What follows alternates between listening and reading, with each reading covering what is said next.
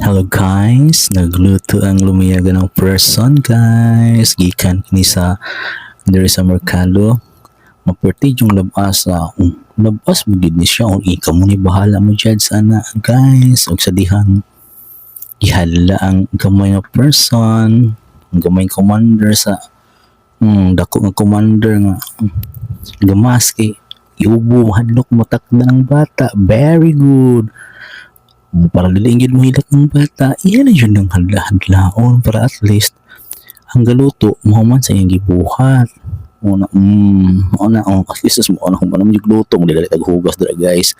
Alla ka dira tuwa ditong mga wanit pambutang nga ibutang dala hugas dira o kalami basta yung giluto. Oy, luto sa person.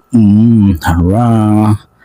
Lumayagan special nga wala butangig tubig ug sa dihang andam na ang tanan mukhaon ang angkan guys sa person ug sa dihang dukot dugay matangtang dukota uy tanga ibutang sa plato kay gutom na taglobi dayon day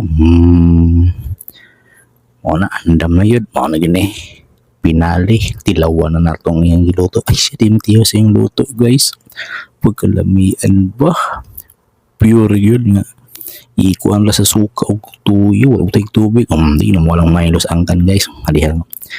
Tuara, hungit. Kalami. Sus, mong tagot mo ni guys. Tuara. Dindot pa sa takon sa person. Ay. Sa dihang ang batang gamay ang commander day para nalingaw sa pinaka-commander nga gabala na mo yung lula para